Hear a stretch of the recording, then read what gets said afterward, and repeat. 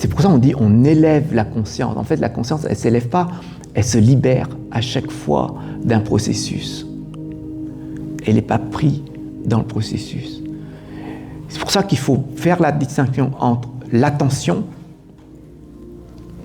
et la conscience. Avant, on est pris par nos désirs, et après, on est pris par notre mental, en fin de compte. On est toujours pris par quelque chose. C'est pour ça qu'on est toujours prisonnier.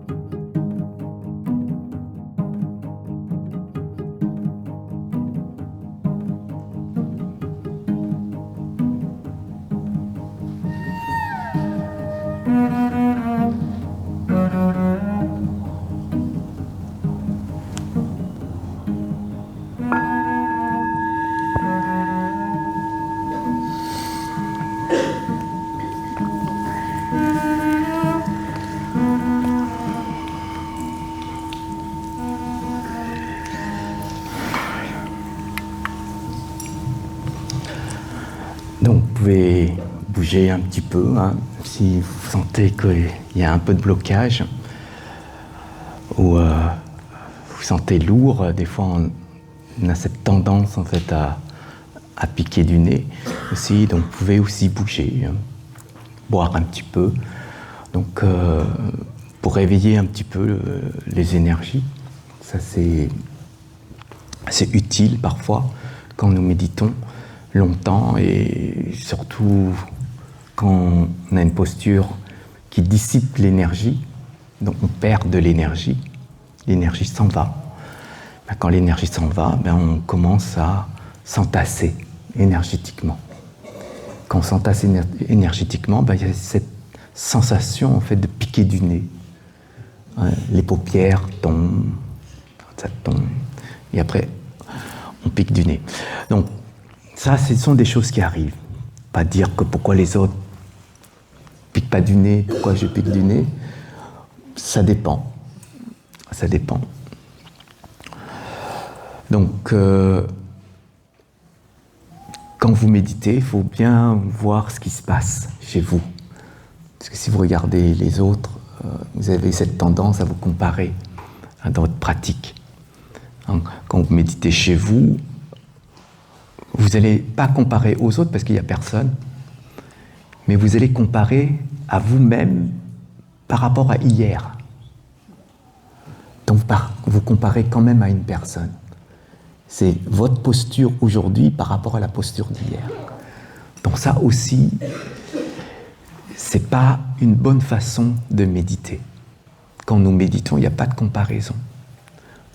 Donc c'est important de bien comprendre que quand nous méditons, on est là, ici et maintenant. Donc dans l'instant présent. Je ne sais pas si vous avez des questions par rapport à la méditation de manière générale ou sur votre propre expérience, que ce soit là ou chez vous. C'est des choses que vous voulez comprendre ou voir améliorer.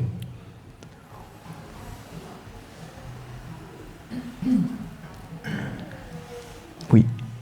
Qu'est-ce qu'on fait quand on a des pensées qui reviennent? On les laisse revenir. On les laisse. Sauf si on les provoque. Si les pensées partent et après reviennent, sans qu'on provoque, on les laisse. Mais si les pensées partent et on provoque pour qu'elles reviennent, là, on ne regarde pas les pensées. On regarde qu'on a provoqué les pensées. Vous voyez la subtilité, hein, quand vous avez des choses qui reviennent, ce serait intéressant à ce moment-là de voir est-ce que c'est comme ça, et comme un nuage qui passe là dans le ciel, ou est-ce qu'il y a quelqu'un derrière qui provoque les nuages. Et donc si vous voyez les nuages passer et les nuages reviennent, eh ben, vous allez voir un peu plus loin.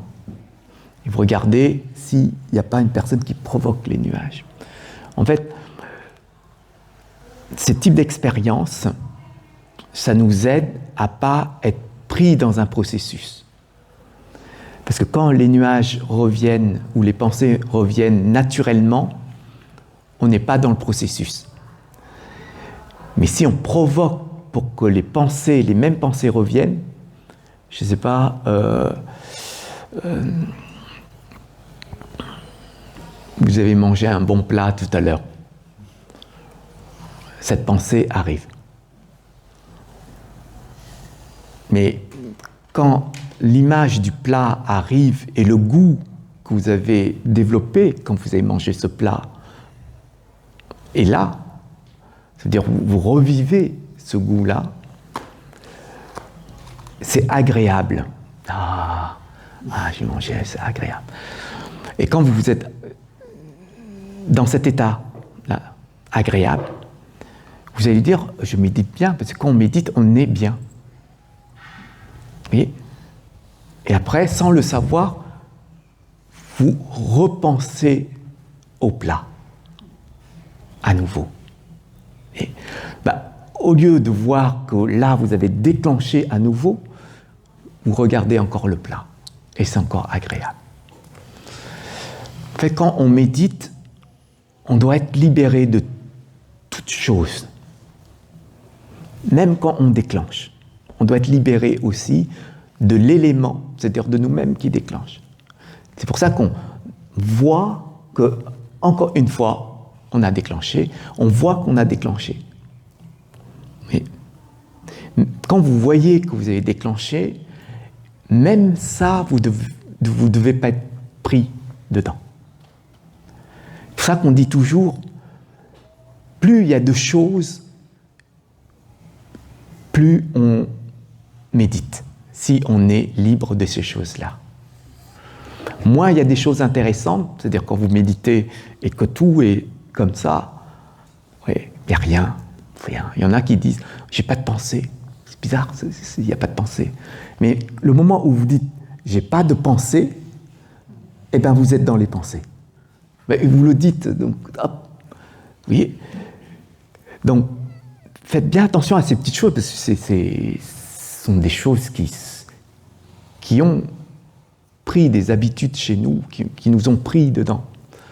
Donc quand on médite, on doit arriver en fait à se libérer, à se détacher, sans arrêt. C'est pour ça que la conscience, elle est vraiment importante. Parce que c'est grâce à elle qu'on se libère. C'est dès qu'on prend conscience, pouf, dès qu'on voit, on est libéré.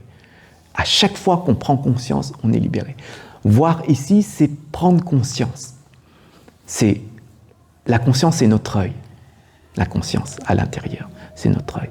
Dès que la conscience voit, on est libre. C'est pour ça qu'à chaque fois qu'on voit, on est libre. Ouais. Donc, c'est comme jouer... Vous savez, quand on est petit, on joue... comment on appelle ça? Gendarme voleur. Gendarme au voleur. Les voleurs courent, les gendarmes courent derrière. Eh bien, les voleurs, c'est la conscience. Les gendarmes, c'est tous les schémas à l'intérieur. Quand les schémas veulent attraper la conscience, eh bien la conscience s'éloigne pour voir que là, il y a le gendarme qui veut m'attraper. Mais quand vous méditez, c'est arriver petit à petit à... C'est pour ça qu'on dit on élève la conscience. En fait, la conscience, elle ne s'élève pas, elle se libère à chaque fois d'un processus. Elle n'est pas prise dans le processus. C'est pour ça qu'il faut faire la distinction entre l'attention et la conscience. L'attention, parfois, elle est pilotée par nos désirs. Nos désirs pointent notre attention sur l'élément. Et le processus, il s'active, le processus du désir s'active, et on rentre dedans pour voir l'élément qu'on désire. Oui. Comme les enfants ne pensent pas. Quand on est enfant, on ne pense à rien. On vit la vie au présent, et quand on a un petit problème d'incompréhension, on réfléchit, et puis on résout ce problème d'incompréhension, on est libre, et on est heureux. Mais on désire. On désire quoi? Les enfants désirent. Beaucoup. Ils désirent manger, ils désirent jouer, ils désirent dormir. Ça, ce sont des éléments. Même s'ils ne pensent pas, ils sont pris par des schémas, en fait. Il y a des schémas qui sont ancrés en eux déjà. Vous voyez? Ils ont faim. Vous avez vu? Quand un enfant a faim, qu'est-ce qu'il fait? Il pleure, il crie, il appelle. C'est un désir. Quand il n'a plus faim, qu'est-ce qu'il fait? Il repousse, c'est un désir. C'est le désir de ne plus vouloir manger. Il repousse. Et quand on l'interdit, qu'est-ce qu'il fait? Il désire casser l'interdit. Vous voyez? Il est dans ce mouvement déjà ancré à la naissance. C'est ce qu'on appelle les rouages du karma. C'est déjà ancré. Mais il n'a pas besoin de penser. Il n'a pas besoin de réfléchir pour dire que je vais y aller ou pas. La science a expliqué qu'il faut une tranche d'âge pour développer la raison, l'âge de la raison. C'est-à-dire on commence à activer ce niveau. On active. Mais quand on active, on ne voit pas qu'il faut arrêter un moment. Et on est pris par l'activation de ce niveau, dont on est pris dedans. Avant, on est pris par nos désirs, et après, on est pris par notre mental, en fin de compte. On est toujours pris par quelque chose. C'est pour ça qu'on est toujours prisonnier. C'est-à-dire que quand nous méditons, il faut observer ces processus-là. Il faut observer. C'est comme quand vous êtes énervé sur quelque chose. Rares les personnes qui s'observent. Rares les personnes qui se disent « moi, je suis énervé ». Mais ils observent plus ce qui déclenche l'énervement. Vous voyez, c'est que l'attention fait un focus sur l'élément qui, à l'intérieur, pense que c'est lui qui m'énerve. Et donc, comme l'attention est mal dirigée, parce qu'elle est dirigée comme ça, la conscience, elle voit, c'est comme, vous voyez, les capitaines, ils ont, comment on appelle ça, des loupes, des longues vues. Quand on regarde ici, on ne peut pas voir ailleurs. Mais si vous regardez le requin là, vous ne pourrez pas voir que le bateau, il va prendre un rocher. Vous voyez, c'est exactement pareil. Ça veut dire, quand la conscience, elle est infinie, mais comme il y a le focus de l'attention, la conscience, elle voit ce que l'attention pointe. Et si l'attention pointe des choses qui sont inutiles, des choses qui sont fausses, eh bien la conscience derrière, elle voit ça, elle pense que c'est vrai. Elle pense que c'est la cause qui est là. Et comme elle pense que la cause est là, eh bien, il y a un élément qui déclenche un schéma émotionnel ici, c'est-à-dire qu'on commence à s'énerver, et qu'on est pris par ce processus d'énervement, d'agitation, tellement on n'arrive pas à supporter qu'on doit se libérer, qu'on doit libérer ça. Et quand on libère ça, c'est un coup de poing, c'est une claque, c'est des insultes, c'est la violence. C'est comme ça que les choses fonctionnent, si on regarde bien. Quand on médite, c'est pour arriver à dire « Ah, je suis énervé là. Là, c'est ici. C'est ici, je suis énervé là. Oui. Mais si vous ne dites pas ça, l'attention, il dit, il me laisse la liberté, donc je vais pointer là-bas. Et comme il y a l'ego qui est tellement énorme ici, l'ego, il dit, fonce là-bas. Et donc l'attention va aller là-bas.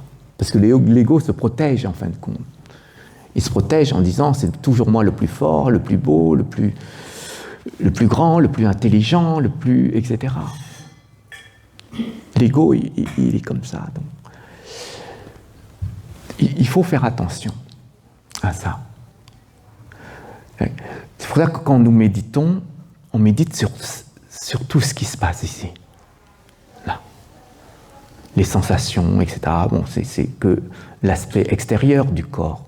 Les sensations, ce qui s'élève, etc. Mais le plus important dans la pratique, après, c'est tout le rouleau qui se déroule ici. Je ne sais pas si vous comprenez ce que je veux dire. Ou c'est... Non, c'est pas facile.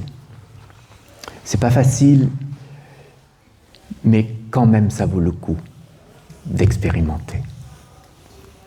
Ça vaut vraiment le coup de le réaliser parce qu'on se sent beaucoup plus léger derrière. On est beaucoup plus humain. Oui. Pour revenir aux enfants, en tout cas, quand ils sont assez petits, il y a quelque chose qui marche, c'est la diversion. C'est-à-dire, quand on fait diversion, tout d'un coup, ils lâchent les pleurs, la colère, etc. Est-ce que c'est un mécanisme, moi j'essaye aussi de l'utiliser pour moi, on peut l'utiliser aussi quand on est adulte pour justement faire, se mettre sur une autre perspective par rapport à ce qu'on est en train de vivre. Enfin, je ne sais pas. Si on voit, en faisant cette diversion, il faut voir si c'est utile et constructif dans la transformation intérieure. Celui qui est dans le chagrin, il peut se laisser partir sur une autre direction pour ne plus y penser à la situation. C'est pas lâcher. On lâche pas forcément.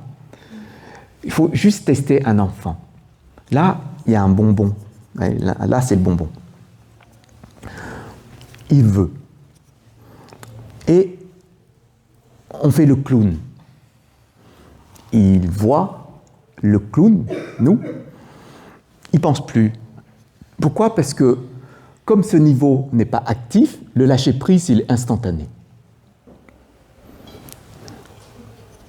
Juste voir s'il a vraiment lâché prise. On arrête de faire le clown, on reprend la sucette et on tient la sucette. S'il est là pour attraper la sucette, c'est qu'il n'a pas lâché. On peut faire diversion s'il y a quelque chose qui est utile pour qu'on puisse transformer l'intérieur. Je fais diversion pour alléger une couche de souffrance, ici. Mais quand j'ai allégé cette couche, c'est là où je dois travailler sur moi et j'ai plus besoin de la diversion. Il faut voir, oui, bien sûr, la diversion peut être un outil habile, un outil qui soit utile à ce moment-là. Mais il faut faire attention parce que quand ça marche, on le réutilise. Et quand on réutilise, ça va devenir une habitude pour le faire. Vous voyez, aujourd'hui, on a les smartphones, ici. Donc, on va au restaurant, on a des enfants de 3 ou 4 ans. Au restaurant, on va être tranquille avec les adultes. Tiens, tu veux quel dessin animé déjà ? Tiens. Bien sûr que c'est une diversion. Bien sûr, cette diversion, est-ce qu'elle est utile pour lui ou est-ce qu'elle est plus utile pour moi à ce moment-là ? Je pense qu'elle est plus utile pour moi parce que je n'arrive pas à supporter son agitation. et il nous dérange. Bien sûr, mais il faut voir. Il faut voir. Nous aussi, on peut avoir cette capacité de dire, si je reste là, je vais vraiment exploser. Donc, je pars. Je pars pour apprendre sur moi. Comment je fonctionne ou comment j'étais à ce moment-là au niveau de mon état. Comment je me suis vu à ce moment-là. Donc, je pars pour ne plus me distraire sur la situation. Et ça, ce sera utile. C'est ça qui est important. Donc, à chaque fois que vous réalisez quelque chose, une solution, entre guillemets, regardez si la solution, elle est utile que pour un instant ou elle est vraiment utile pour du long terme. Les enfants, je pense que des fois on se dit vaudrait mieux revenir comme avant. En tant qu'adulte, on est très compliqué. En tant qu'adulte, ce qu'on vit aujourd'hui, c'est insupportable. Les enfants, tellement innocents, ils ont une vie tranquille, on pourrait dire comme ça. Moins compliquée. On change les couches pour eux, on leur donne à manger, ils veulent quelque chose, ils l'ont. C'est comme ça, je veux dire. Nous, c'est trop compliqué à l'intérieur. C'est pour cette raison qu'il faut voir si ce qu'on fait aujourd'hui en disant « je veux revenir comme un enfant », il faut que ce soit utile pour moi avec cette base de raisonnement, avec cette base de logique que j'ai appris dans mon vécu, à travers mon éducation, je vais pouvoir l'utiliser. Mais j'ai une attitude de lâcher prise comme un enfant. On pourrait. Ça donnerait peut-être plus de sens. Des fois, on entend les enfants dire « les adultes, ils sont compliqués ». Des fois, on entend les enfants dans les familles disent « vous êtes compliqués, vous, parents. Vous mariez et vous divorcez, c'est quoi? Qu'est-ce qui se passe? Vous êtes compliqués. » C'est la réalité. Qu'est-ce qu'on a manqué sur notre chemin? Ça, c'est la base, le sens même de la pratique. Ça nous permettra, à un moment donné, de comprendre chez nous. J'ai pas pu évoluer à ce moment-là. J'étais trop égoïste. J'ai trop pensé à moi, trop pensé à mon bonheur. Et j'ai détruit ce que j'ai généré dans ma vie. Le bonheur de mes enfants, le bonheur de mes parents, le bonheur de mon mari ou de ma femme. C'est parce que j'étais égoïste. Et je pense que quand vous méditez, c'est aussi cet aspect-là qu'il faut voir. Ça doit se refléter. Parce qu'on ne médite pas pour nous. Si on méditait pour nous, la méditation, elle devient égoïste. On doit méditer pour changer ça pour les autres. Quand nous méditons, c'est pour changer ce qui n'est pas adapté chez nous pour pouvoir aider correctement les autres, sans qu'il y ait cet état d'ego qui est là à toujours bousiller le chemin. de ma sagesse, le chemin de mon éveil, le chemin de mes qualités. Oui. Et l'aspect de la pratique méditative, c'est cet aspect-là. Quand nous méditons, c'est dans ce sens-là. Oui. On va reprendre la posture. On va reprendre.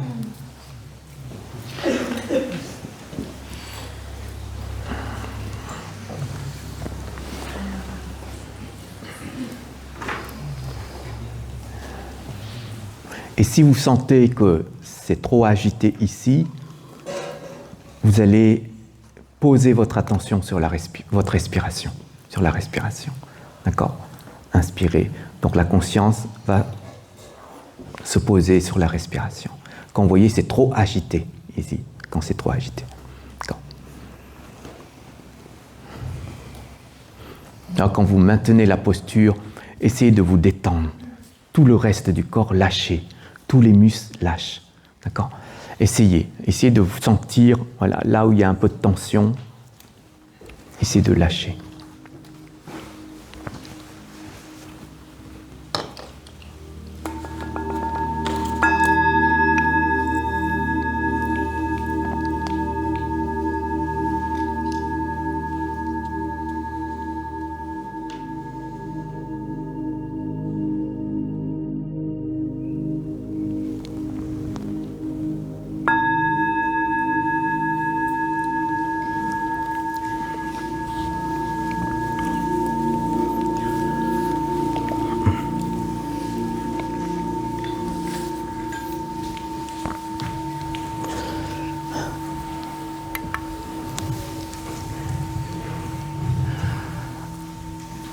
Ça va ?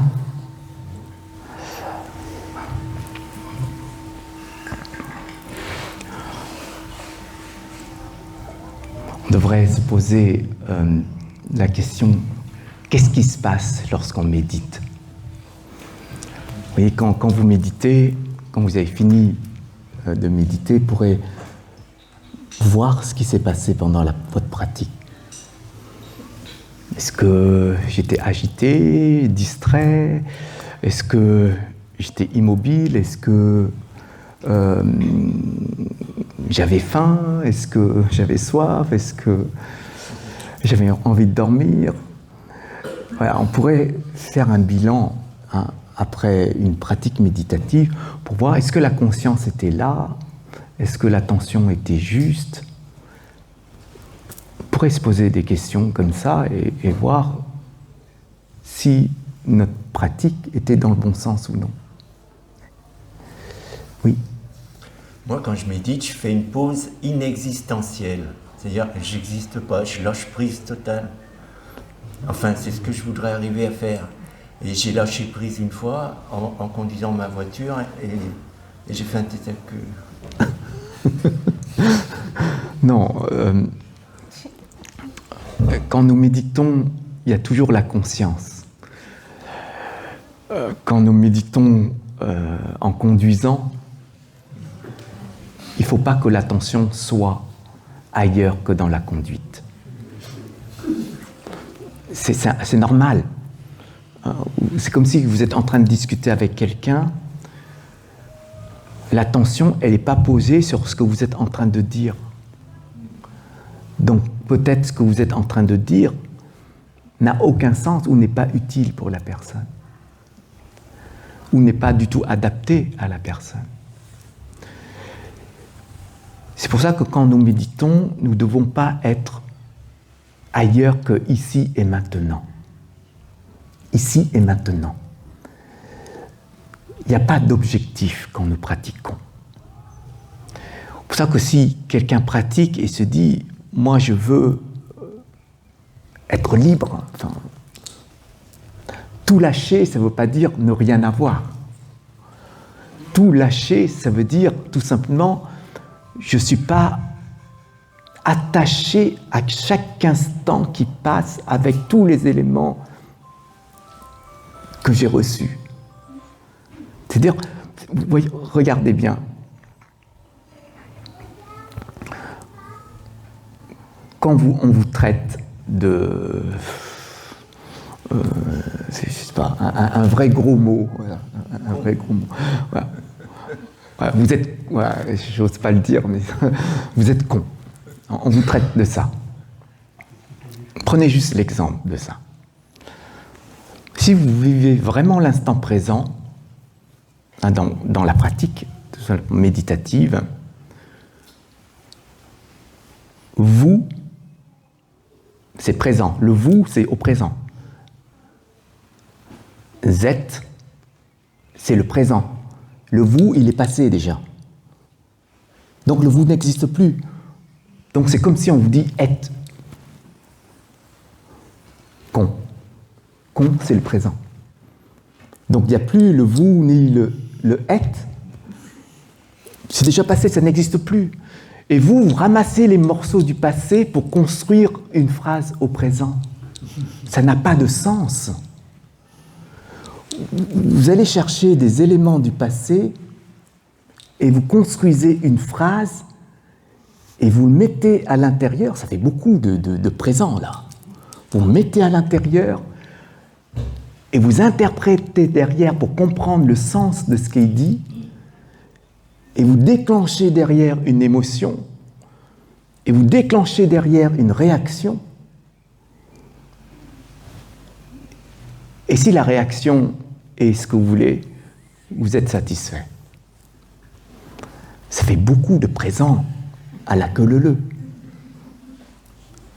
Si vraiment on vivait l'instant présent, c'est un mot n'a pas de sens. Un mot couplé avec d'autres mots, ça peut donner une phrase peut donner un sens. Si réellement on veut pratiquer l'instant présent, c'est comme ça qu'on doit le pratiquer. Et on le pratique ici et maintenant, sur tous les éléments qui tombent. Eh bien, on lâche. Si vous avez lâché le vous êtes, le mot qui reste tombe, il n'a aucun sens. Vous voyez ? C'est en fait à cause de ce tricotage de mots à la suite pour faire un mauvais pull que vous allez vous énerver. C'est pour ça que la méditation, elle est très naturelle, mais de ce qu'on en fait, elle n'est plus du tout naturelle. C'est pour ça que dans la logique, il n'y a rien qui a de sens si on vit vraiment l'instant présent. Un enfant qui ne sait pas ce que c'est qu'une phrase, il entend une phrase d'insulte, il n'y a même pas besoin de lâcher prise, il n'a pas tenu. Mais nous, on le tient et on le met à l'intérieur, cette phrase. Et on en fait vraiment un mauvais plat. Mais le mauvais plat, il n'est pas chez l'autre personne, il est construit à l'intérieur de nous, ce plat-là. Et quand vous le mangez de l'intérieur, ce plat, forcément, vous n'êtes pas content de ce que vous êtes en train de manger. Et donc, vous cherchez le coupable, la cause de ça. Et c'est pour ça qu'on en souffre, parce qu'on ne vit pas l'instant présent, parce qu'on tient tout ce qui n'est pas utile. Si on vous traite de tous les noms, ce n'est pas utile pour vous. Pourquoi vous le tenez ? Même quand vous le tenez de l'intérieur. C'est ça qui est compliqué, c'est ça qu'il faut lâcher. C'est ce processus, cette manière de fonctionner, il faut voir cette manière de fonctionner.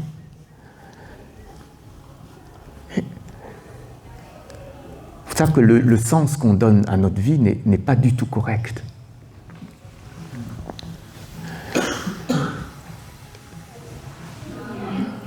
Il faut regarder comment nous méditons. Et Et vraiment, si on a bien compris ce que c'est, la méditation. On peut méditer pendant 15 ans, 20 ans. On peut être bien dans notre pratique. On peut méditer des heures et des heures. Mais si, à la base, on n'a pas compris ce que c'est que la pratique méditative, il est sûr et certain qu'on est parti dans le mauvais sens de la pratique.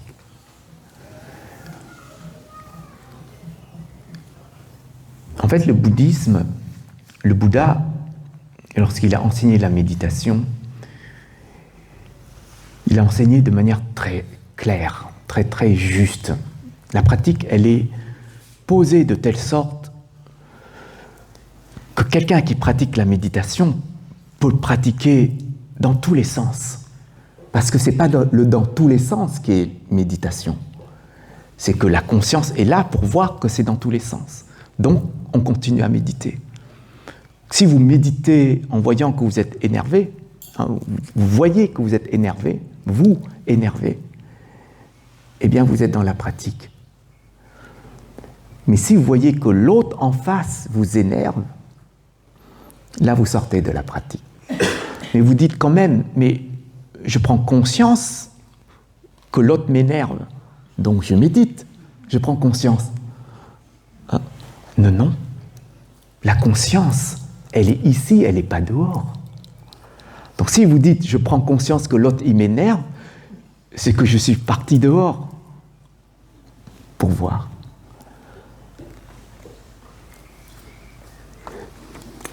C'est comme si on dit, moi je suis très généreux, j'aide les gens, je fais des belles choses, etc. Je suis bénévole dans un temple, dans une association, je fais beaucoup de belles choses. Mais au moins petite situation qui rentre en désaccord avec moi, je ne suis pas content. Oui.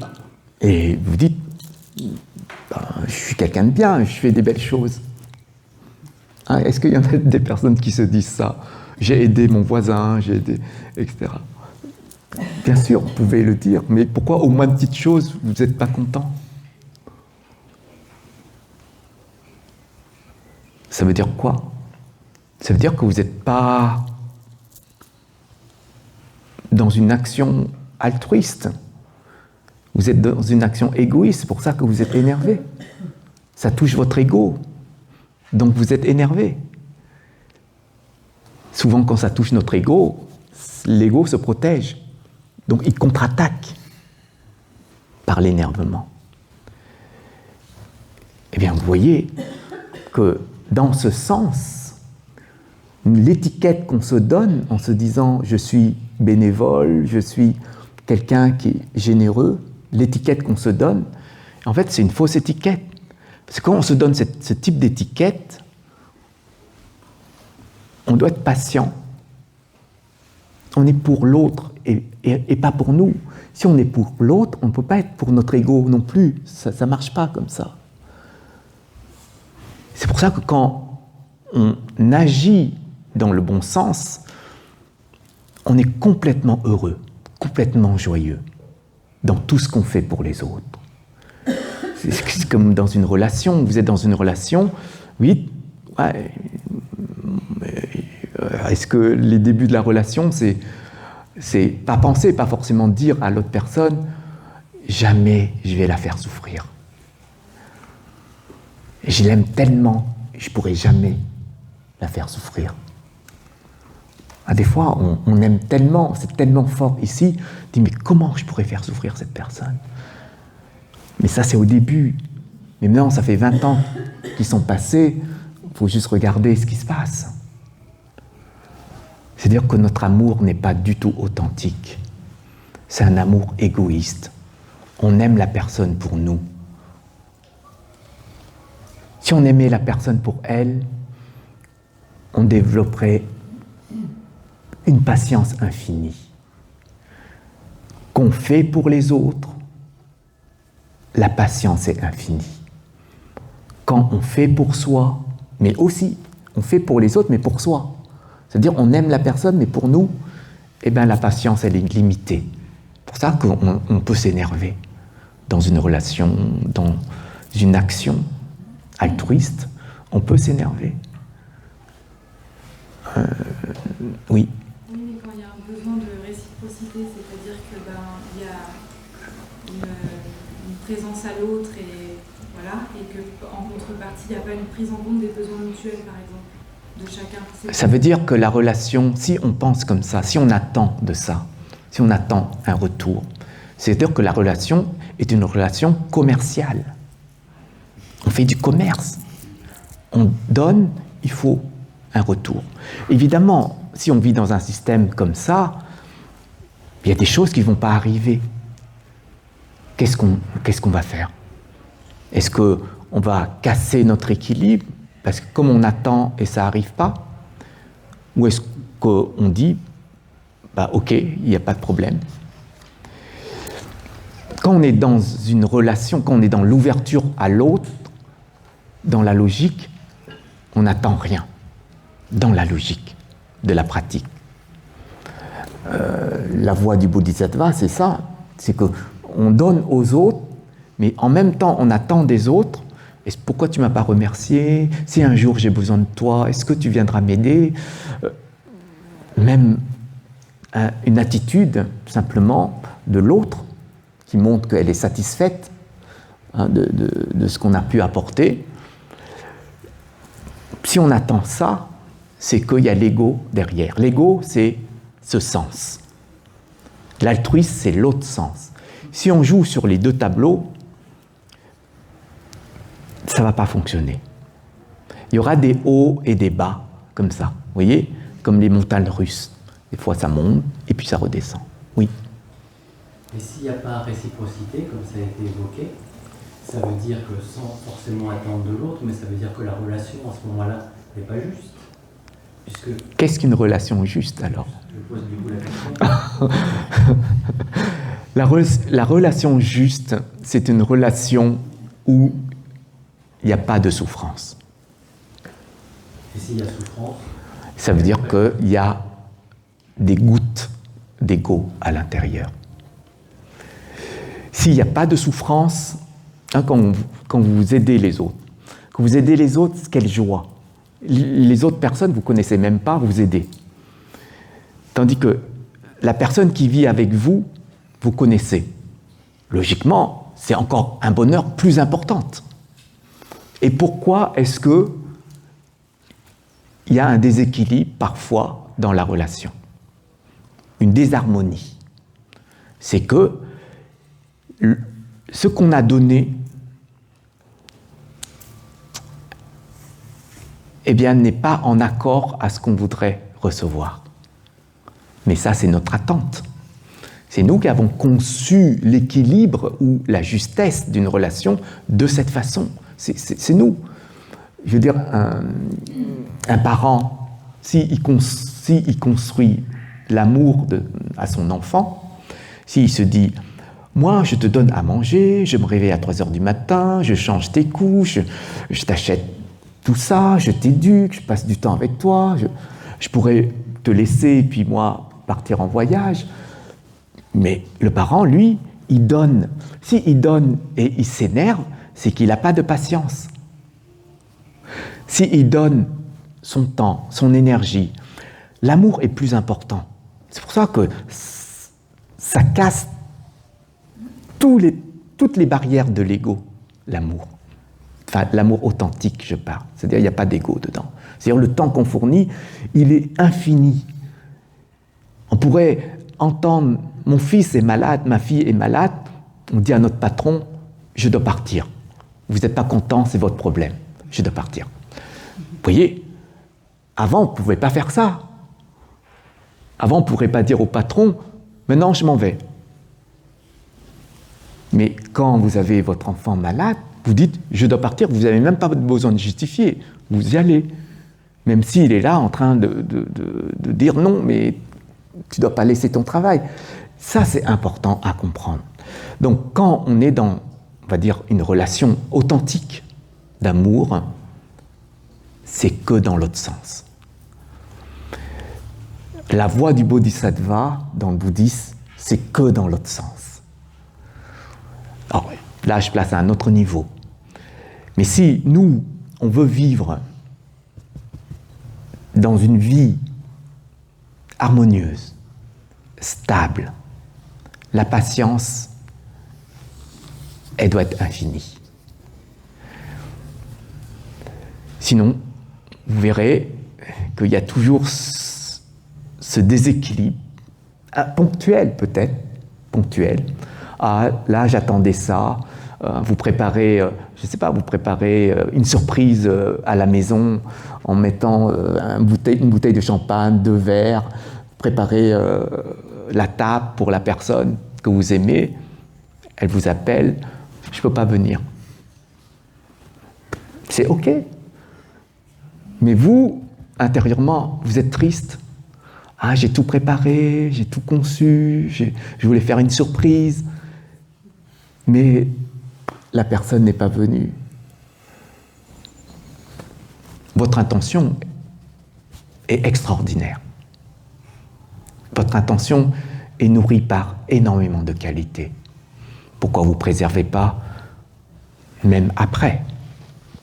Pourquoi vous coupez à ce moment-là lorsque la personne vous appelle pour dire « je ne peux pas venir » ? Oui. Moi, ma femme m'a dit que quand j'étais jeune marié et que j'avais ma fille bébé, elle m'a dit « Toi, Bruno, t'as fait des longues études, t'as connu beaucoup de femmes, et moi, j'ai pas vécu ma vie. » Alors, je lui dis « Va, chérie, va vivre ta vie. » Elle est partie avec un mec en emmenant ma fille loin. Parce que vous avez donné l'autorisation. Oui, j'en suis conscient. Quand on donne l'autorisation, la personne dit « youpi ». L'amour, c'est la liberté. Si on ne donne pas la liberté à l'autre, ce n'est plus de l'amour, c'est une prison. C'est logique. L'amour, c'est donner de la liberté à l'autre. Mais comme on a peur de perdre l'autre, donc on barricade. On met des barrières, c'est-à-dire les conditions. Mais si vraiment on aime la personne, on ne devrait jamais étouffer la personne. On ne devrait jamais enfermer la personne. C'est le processus de l'amour. L'amour, c'est ne jamais faire souffrir l'autre. Si vous aimez et que vous faites souffrir l'autre, c'est contraire à l'amour.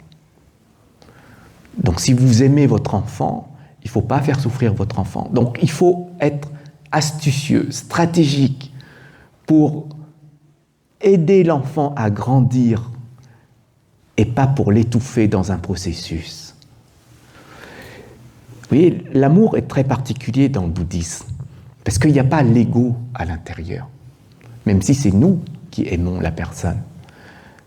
Donc il faut choisir les types de nourriture qu'on donne à cette relation. Si vous rentrez dans un processus relationnel d'amour et vous ne comprenez pas qu'est-ce que vous devez mettre à l'intérieur, c'est dangereux. Des personnes qui aiment et qui mettent du poison. En Asie, la jalousie, c'est l'amour. La jalousie, on va dire, c'est le revers, en fin de compte, de l'amour égoïste. Eh bien, il y a des personnes qui mettent du poison. Il y a ceux qui disent, si tu te jettes de la falaise, moi aussi. C'est un amour égoïste. Il faut réfléchir parce que je pense que tous, nous voudrions vivre heureux. Mais vivre heureux, c'est un objectif qu'on voudrait atteindre. Sauf que le chemin qu'on mène n'est pas forcément celui qui va pouvoir nous amener vers l'objectif correctement.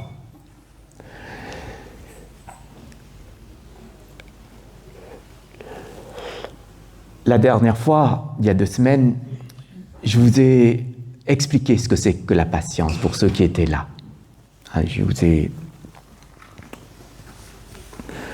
donné quelques points de repère sur la patience. Là, je vais reprendre ça en terminant ce thème, parce qu'il y avait les 2 formes de patience, la patience mondaine et la patience de la pratique, la patience intérieure et la patience extérieure, même si l'état de patience, c'est un état intérieur. Mais cet état intérieur peut être nourri par les situations extérieures. C'est ce qu'on appelle la patience extérieure. La patience, c'est une qualité qui nous aide à pouvoir endurer, supporter des situations difficiles à supporter. Supporter ici, c'est pas dire je supporte que l'autre me frappe, je supporte que l'autre m'insulte et je garde en moi. Ça, c'est pas du tout la patience. La patience, c'est pouvoir ne pas réagir dans l'émotion et de lâcher ce qui arrive. Vous voyez ? Donc, quand on comprend cette manière de fonctionner, on pourrait identifier les moments, les étapes ou les conditions qui, si on veut faire face, doit nous aider à rencontrer la patience. Tout type de situation. Mais dans le monde, il y a des situations où nous, on n'arrive pas à supporter. Déjà dans le monde. Vous voyez, donc, si on n'arrive pas à supporter le monde extérieur, ça va être pire intérieurement. Pourquoi ? Parce que de l'extérieur, on va le prendre à l'intérieur et on va le nourrir. C'est pour ça que ces situations-là, même si elles n'existent plus à l'extérieur, elles existeront encore à l'intérieur. C'est pour ça que c'est encore plus difficile. Donc, pour la patience extérieure, c'est les situations que vous connaissez tous. La faim, la soif, le froid, le chaud, enfin tout ce qui est lié à l'extérieur. Les situations aussi que vous pouvez croiser, hein, que votre corps peut croiser, c'est-à-dire les douleurs physiques par exemple. Tout ça, on parle de patience extérieure. Donc là, vous pouvez voir vous par rapport à tous ces éléments-là. La patience intérieure, c'est ce que j'avais déjà commencé, elle est liée à plusieurs niveaux. J'avais dit, le premier niveau, c'est par rapport aux autres, c'est-à-dire à ce qu'on appelle la croyance. Les gens nous disent, nous expliquent sur certaines choses, on peut les écouter. Mais quand on les écoute, on peut se laisser entraîner par ce qu'on appelle la croyance. Je te crois, donc j'y vais, sans réfléchir. D'accord ? Donc la patience, lorsqu'elle est active à ce moment-là, c'est dire, attends, ce que tu me dis, c'est OK. Je vais d'abord vérifier. C'est pas que j'ai pas confiance en toi. C'est je voudrais vérifier si c'est adapté avec moi, ce que tu me dis. Et ça, c'est la patience. C'est-à-dire, on prend le temps de réfléchir, d'analyser et de pouvoir vérifier ce que l'autre en face a dit, tout simplement. Donc ça, c'est la croyance. C'est ce que j'avais expliqué la dernière fois. Le deuxième niveau de patience est lié à la générosité. Quand vous êtes généreux, encore une fois, on donne, mais on n'attend pas. On donne, mais on reste toujours heureux dans tout le processus de cette qualité. Avant de donner, pendant qu'on est en train de donner, et après quand on a donné. Quelles que soient les réactions qu'on reçoit. Si quelqu'un me donne un bouquet de fleurs, je prends ce bouquet de fleurs, je peux donner à une autre personne. Mais si la personne qui m'a donné est en train de s'exciter, s'énerver pour dire « mais qu'est-ce que tu fais ? Je viens de te donner un bouquet de fleurs, pourquoi tu donnes à l'autre personne ? Parce que je trouve l'autre personne plus jolie que toi. » Là, c'est la cata. La patience est là pour dire « c'est ok, je suis heureux de te donner. Mais je suis heureux que tu puisses être heureux d'avoir donné à une autre personne. » À notre niveau psychologique, c'est très compliqué à encaisser. Mais si on n'a pas de patience, on n'aura pas de qualité à ce moment-là. C'est-à-dire le bouquet qu'on a donné, elle est toujours à nous. C'est pour ça qu'on n'est pas content que le bouquet est parti ailleurs. Mais réfléchissez. Quand vous donnez, ce n'est plus à vous. Soyez honnête avec vous-même. Donc c'est plus à vous. Pourquoi vous vous énervez ? C'est pour ça que ça demande énormément de patience. C'est-à-dire arriver à voir les choses sans être pris par ces choses-là. Et dans un couple, c'est très compliqué. Je donne ma femme. C'est très compliqué.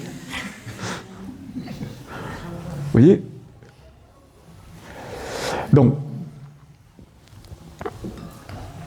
à notre niveau, il y a des choses qu'on peut faire, il y a des choses qui sont compliquées à faire, il y a des choses qu'on ne pourra jamais faire. Il faudra peut-être identifier ce qu'on peut faire avec cette patience-là. D'accord. Le troisième niveau, ça concerne la conduite éthique, la conduite morale. C'est-à-dire les préceptes de vie. Vivre sans faire souffrir qui que ce soit sont des préceptes de vie. Et là, si on n'a pas la patience, on va tout simplement ne pas respecter ces préceptes-là. Vous dites, moi, je ne vais jamais tuer les insectes. Et vous me dites, quand vous êtes heureux, vous pouvez dire, parce que vous êtes heureux, donc c'est facile à dire. Mais quand vous êtes fatigué, vous voulez aller dormir, et il y a un moustique qui vole sans arrêt et vous voulez dormir, vous pouvez vous énerver et tuer. Donc si on n'a pas cette patience-là, on peut ne plus respecter les préceptes. C'est pour ça que ce niveau-là, ça concerne nous et l'environnement. Donc si on ne développe pas cette patience, il faut faire attention, c'est que derrière, on va générer des actions qui pourraient alourdir notre processus karmique. Le quatrième niveau, c'est sur le dharma, l'enseignement. Donc le dharma, l'enseignement, ça peut être aussi un enseignement, en fait, non pas lié au dharma, un enseignement lié au système extérieur, dans le monde. Par exemple, si vous êtes là, en train d'écouter un enseignement, ou si vous êtes dans une conférence, ou vous êtes dans une formation, si vous n'êtes pas dans la patience, vous ne pourrez pas écouter. Si on est en train de vous expliquer quelque chose, que vous bavardez avec votre voisin, eh bien vous n'êtes pas dans cette patience-là. Mais quand on parle de la patience dans l'enseignement du bouddhisme, c'est arriver à se donner du temps, c'est en sachant que j'ai le temps aujourd'hui, je me donne le temps de pouvoir recevoir un enseignement. Et c'est cette patience-là. Donc si vous arrivez à recevoir l'enseignement et qu'à côté, il y a quelqu'un qui est en train de faire du bruit, bavardage, truc, et le téléphone qui sonne sans arrêt, etc. Et que vous retournez et que vous dites à la personne, mais quand même, et bien là, vous perdez votre patience. Si vous focalisez votre attention, au lieu de se concentrer sur l'écoute de l'enseignement et vous concentrez sur le téléphone qui est en train de sonner, eh bien vous êtes parti dans l'impatience. C'est pour ça que l'enseignement, c'est la base de toute chose. Et cette base-là, elle doit être nourrie en vous. C'est pour ça que quand on a du temps, on se dit « Ouais, ben cet après-midi, je vais écouter un enseignement. » Ou la semaine dernière, il y avait eu un enseignement dans la célébration de Vésac. Vous dites, et puis au dernier moment, un copain, une copine vous appelle « Hey, tu veux sortir avec moi? On va regarder un film au cinéma. Je t'invite d'ailleurs, hein. Tu payes rien, hein. C'est gratuit. » Posez-vous la question à ce moment-là. Oui. Donc, le dharma fait partie de cette patience-là. C'est la patience, en fait, du bodhisattva. Le bodhisattva met toujours en avant le dharma, c'est-à-dire l'enseignement. Écouter, écouter, réfléchir, appliquer. Ça, c'est la voie du bodhisattva. Et ce que vous avez vu à travers la pratique méditative, quand vous méditez, pourrait dégager un enseignement sur votre pratique. Eh bien, ça, c'est le dharma. Quand vous méditez, vous vérifiez, ça fait partie aussi de la compréhension du dharma. Ça pas simplement recevoir.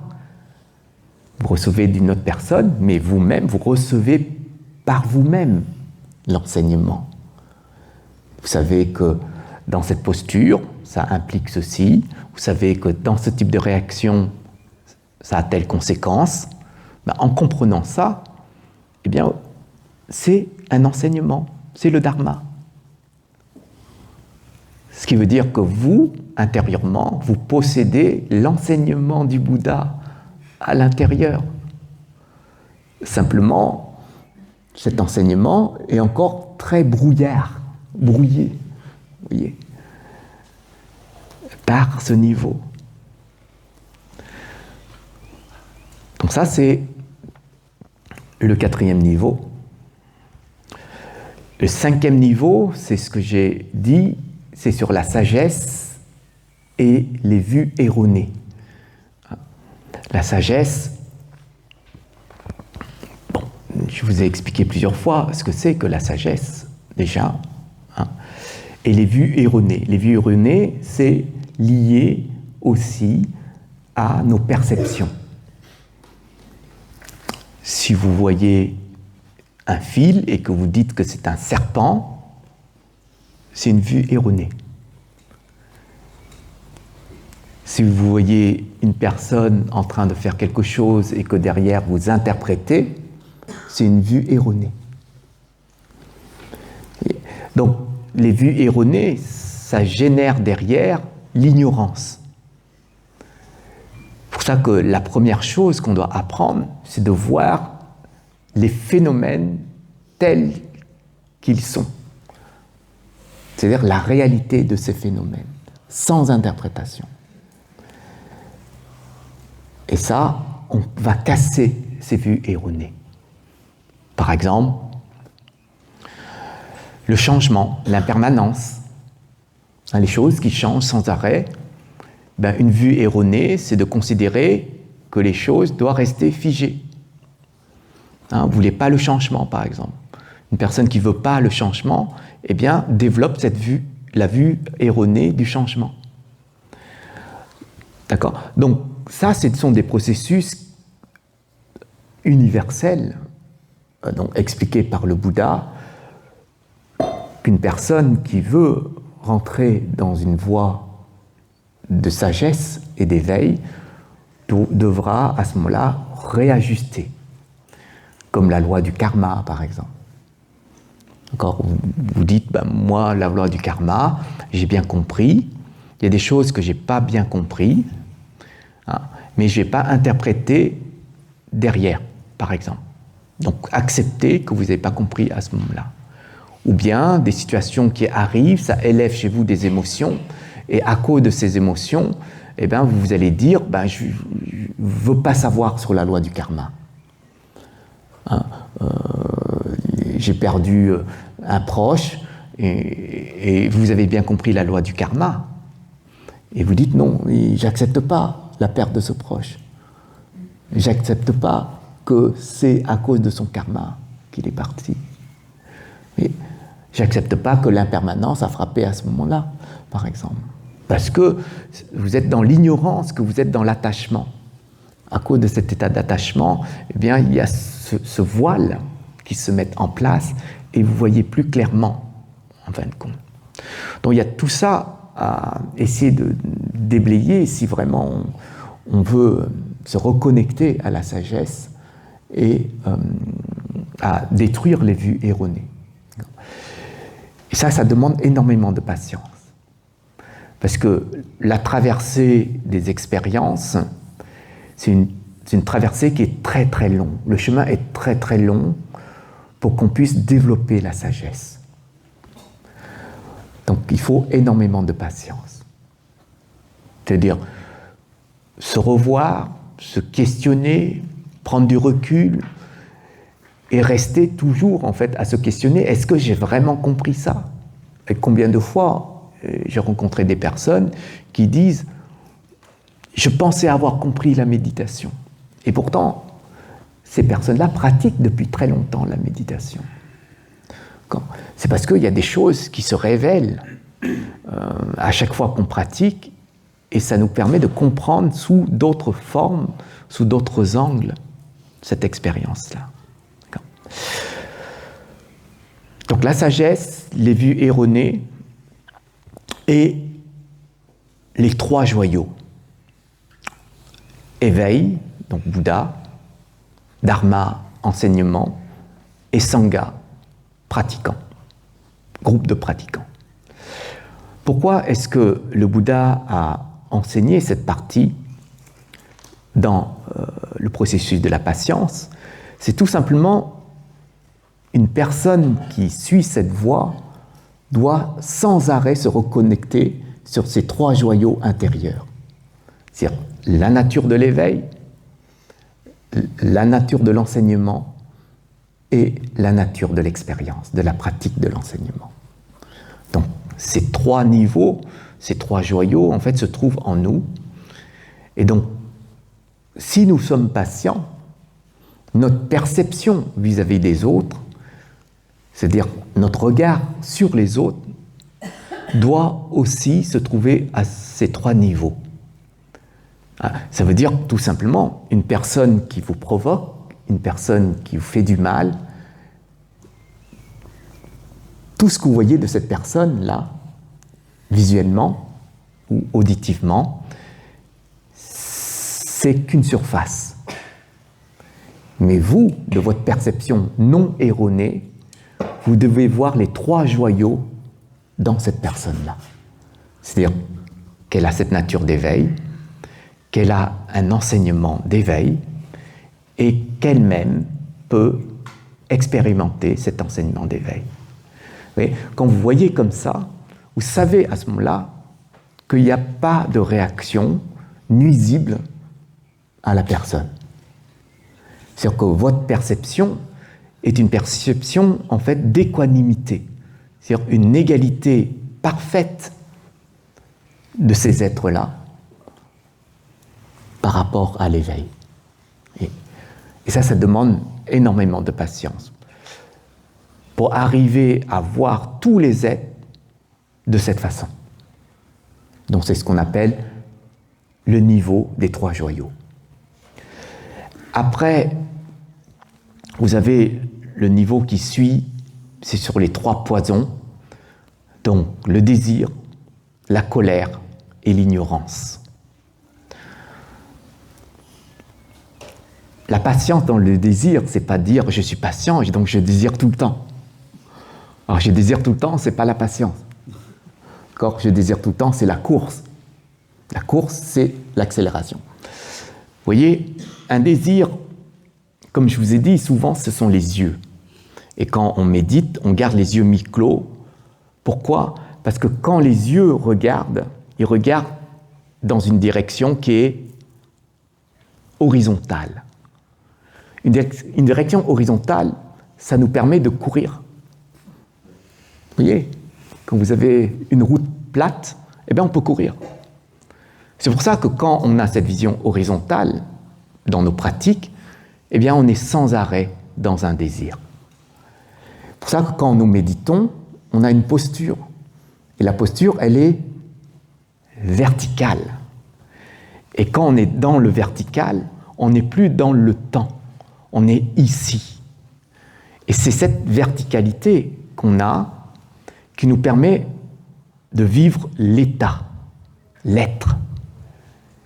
Et quand on est dans le sens horizontal, eh bien, on est dans l'avoir, le verbe avoir, courir derrière. C'est pour ça que la patience qu'on développe lorsqu'on veut casser le désir, c'est de rester dans une posture verticale. Et vous savez que le désir que vous développez enclenche derrière souvent l'impatience. C'est pour ça que celui qui est dans le désir est forcément dans l'impatience. Toujours courir derrière et attraper. Donc si on est dans l'impatience, ça provoque le deuxième poison qui est la colère. Le désir, c'est toujours de là-bas vers ici. Vous voyez, ce sens-là. La colère, c'est toujours d'ici vers là-bas. C'est pour ça que les deux éléments, ces deux états-là, sont souvent ensemble. Mais le désir est beaucoup plus intelligent que la colère. Pourquoi ? Parce qu'il est dissimulé de l'intérieur. Les gens ne vous voient pas votre désir.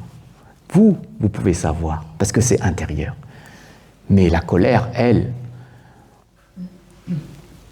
se déploie à l'extérieur. Donc, on peut voir votre colère, mais pas vos désirs. C'est pour ça que quand vous développez la colère, vous devez savoir que derrière, il y a le désir. Si vous n'êtes pas dans cette qualité de patience, eh bien, vous êtes prisonnier de ce système-là. Désir, attachement, colère. Vous voyez, désirer pour vous attacher. Et si vous perdez votre attachement, eh bien, vous mettez en colère. Oui. Est-ce qu'il y a aussi des colères saines, dans le sens des colères verticales, pour exprimer que ça joue pas pour moi, ou poser des limites, ou dans le sens de aussi se préserver, se respecter, mais des colères qui ne sont pas tournées vers, mais qui sont plutôt... Verticales. C'est une colle. Alors, peut-être posez-vous la question, pourquoi vous devez être dans une colère verticale ? Posez-vous la question. Est-ce qu'il y a une utilité de développer cette colère verticale ? Je ne sais pas si ça existe ou c'est... Je ne sais pas. Mais posez-vous la question, si vous dites qu'il y a un poids avantageux, d'accord, sur cette structure verticale, c'est OK. Utilisez comme un outil. Mais il ne faut pas que cet outil détruise votre équilibre.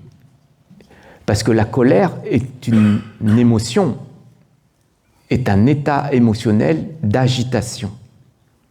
D'accord ?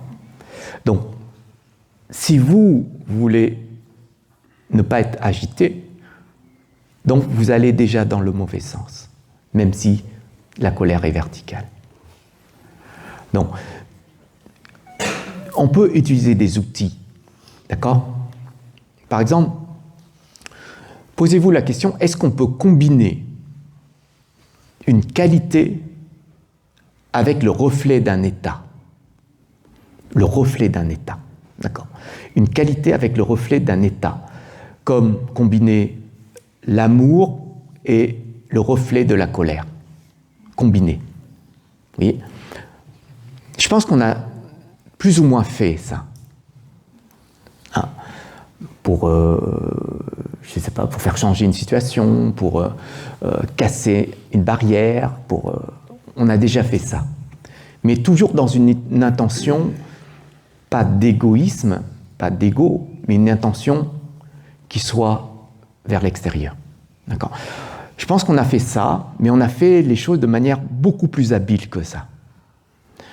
Ce qui veut dire que l'agitation qui se reflète n'est pas vraiment une agitation parce qu'on n'est pas pris dedans. Si l'agitation est présente et que nous, on est dans l'agitation, vous voyez, c'est comme la rivière est très forte, eh bien, on saute dedans et elle nous emporte. Ça, on va dire qu'on a tout perdu. C'est pour ça que celui qui est en colère, c'est-à-dire l'état, et celui qui reflète cet état à ce moment-là, il a tout perdu. On dit qu'on peut brûler une maison juste à cause d'une étincelle de colère. Ce qui veut dire que tout ce que vous avez généré, les bonnes actions, tous les bénéfices que vous avez pu avoir, juste une goutte de colère, vous avez tout brûlé. C'est-à-dire tous les mérites, tout le bon karma que vous avez généré, vous avez tout brûlé, juste à cause d'une étincelle de colère. Vous n'avez qu'à regarder une personne qui est en colère et qui est en train de contrôler un pays, il suffit qu'il soit en colère contre son peuple, il appuie sur un bouton, il fait tout exploser. C'est-à-dire tout le chemin, toute la patience, l'énergie, le temps qu'on a donné pour construire une relation, et vous avez des relations qui durent pendant 20 ans et un jour, divorce. Et vous allez vous poser la question, mais j'ai construit tout ça et juste à cause d'une étincelle, j'ai tout brûlé. C'est pas logique. C'est pour ça qu'il faut regarder. Quand vous dites, je suis en colère verticale à ce moment-là, il faut regarder. Vous, intérieurement, voilà, quelle intention vous avez par rapport à ça. Je ne parle même pas positif ou négatif. Je parle simplement, est-ce que c'est utile et adapté? Et vous regardez à ce moment-là. Si vous voyez que cette colère-là permet de construire, allez-y. Mais il faut le savoir. C'est ça, que la patience, elle nous permet de savoir. C'est pour ça que notre différence entre nous, en tant qu'être humain, et par rapport à un animal, l'animal, lui, il répond œil pour œil, dent pour dent. Et nous, on le répond des fois comme ça aussi. Tu me fais ça, je te fais ça. Je pense qu'on a parfois ce type de réaction. Vous voyez ? Mais celui qui a une conscience, il dit, je vais donner un peu d'espace pour réfléchir. Et après, je vais réagir. Donc, on a quand même quelque chose en plus qu'un animal. Il y a ce petit espace qu'on peut se laisser à ce moment-là pour « je vais réfléchir ». Vous voyez ? Mais vous voyez, il y a des personnes qui ne réfléchissent pas. C'est tic-tac. C'est même pas tic-toc. C'est tic-tac. Tic-tac. Il m'envoie, je réponds. Et c'est ça qui est dangereux. C'est que notre comportement en tant qu'être humain n'est plus dans le sens d'un être humain. Il n'y a que la patience. La patience, c'est cet espace qu'on se donne pour pouvoir préparer, voir ce qui est juste, ce qui n'est pas juste, voir ce qu'on peut accueillir ou ne pas accueillir. C'est important cet espace. C'est pour ça que nous méditons, pour ouvrir cet espace. Une personne qui n'est pas patiente ne pourra pas méditer. Une personne qui parle sans arrêt, papa, on lui dit ferme ta bouche, parle plus, médite. C'est très compliqué. Un enfant qui est agité, on lui dit pause, bouge pas. C'est très compliqué. Donc méditer, c'est aussi changer nos propres habitudes, des habitudes qui ne sont pas du tout dans le bon sens. Ah, je ne sais plus qui a levé. Oui. J'ai une petite question, je vais essayer de la formuler comme il faut parce qu'elle n'est pas très claire. Parce que tu parles de désir, mais on nous dit qu'il faut des projets, il faut des choses. Par exemple, là, toi, quand tu viens ici, tu appellerais ça comment? Alors, c'est une envie, c'est un désir, tu mettrais quoi comme... Rien du tout. Non, c'est qu'on doit le faire, on le fait. Si on a fait un souhait, on respecte le souhait. Le souhait, ce n'est pas un désir. Des fois, on confond les deux. Le souhait, c'est pour là-bas. Le désir, c'est pour ici. La différence. Donc, quand on fait un souhait, c'est pour les autres. Mais si on fait un souhait pour soi, parce qu'on dit, oui, mais quand même, moi aussi, je fais des souhaits pour moi. Quand je suis devant la statue du Bouddha, Bouddha, je voudrais que tu me donnes une bonne santé. Je voudrais que mon karma puisse s'alléger. C'est un souhait, mais c'est dans le sens de souhait, c'est pas un souhait. Dans ce sens-là, c'est un désir. Ouais. Quand ça revient ici, vous mettez juste le mot désir. Mais après, vous allez dire, mais je désire que tu sois heureux. Mais ça, c'est un souhait. Donc, ne mélangez pas. Voilà. Donc, il ne faut pas mélanger parce qu'après, on est dans la confusion. Et après, on utilise presque dans toutes les sauces, les choses comme ça. Et après, quand on va expliquer, on ne sait plus. On va expliquer, les autres vont dire, ah, mais il parle de désir, donc c'est un désir, donc c'est très bien. Mais on peut aussi, alors ça, c'est encore beaucoup plus subtil. On peut aussi faire un souhait pour les autres, mais dans une intention. Le réaliser. Non, dans une intention que les autres puissent revenir ici. Vous voyez, comme une personne qui donne et qui se cache pour donner, il n'y a personne, hop, je mets un billet, hop, personne m'a vu, super. C'est pas pareil qu'une personne qui vient avec un billet, dit « Ah, ils sont tous là, c'est très bien. Je vais rien dire, mais je vais faire juste le geste là. Je souhaite donner à la pagode. » Mais derrière se cache un désir. Donc, souhait et désir, ça peut être combiné aussi. Vous voyez? Celui qui dit « Je désire manger pour aider les autres », c'est combiné. Il y a un désir, il y a un souhait d'aider. Mais il ne faut pas tourner à notre sauce, à nous. Souvent, c'est pour nous.